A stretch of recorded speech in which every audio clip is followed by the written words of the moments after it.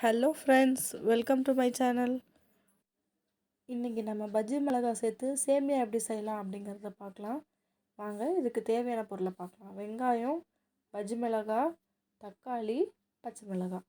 இதில் தக்காளி ஆப்ஷனல் தான். இப்போ எல்லாமே நான் கட் பண்ணி எடுத்துக்கிட்டேன். பாருங்கள், மிளகாய் ரவுண்ட் ரவுண்டாக கட் பண்ணிக்கலாம். மற்ற வெங்காயம், தக்காளி நீட்டமாக வெட்டிக்கலாம்.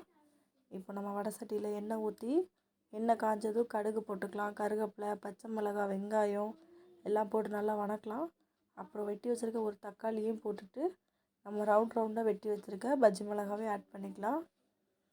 இந்த பஜ்ஜி மிளகாய் சுத்தமாக காரம் இருக்காது. ஸோ நம்ம எப்போவுமே ஆட் பண்ணுற அளவுக்கு காரம் ஆட் பண்ணிக்கலாம். தேவையான அளவு உப்பு சேர்த்துக்கலாம். உப்பு சேர்த்து நல்லா வணக்கலாம்.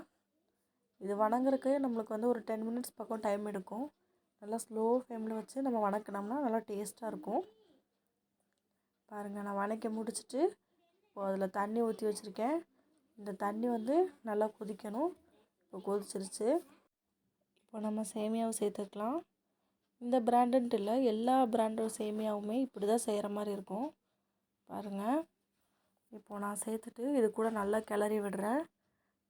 தண்ணி பார்த்திங்கன்னா ஒரு பேக்கெட் சேமியாவுக்கு ஒரு 350 400 மில்லி தண்ணி வச்சாலே போதுமானது தான். இப்போது கிளறி முடிக்கும்போது இந்த பதத்தில் தண்ணி இருந்துச்சு அப்படின்னாலே போதும் நம்மளுக்கு. இப்போ நல்லா சிம்மில் வச்சிடலாம். சிம்மில் வச்சு பாத்திரத்தை ஒரு 10 நிமிஷம் நம்ம மூடி வச்சிடலாம்.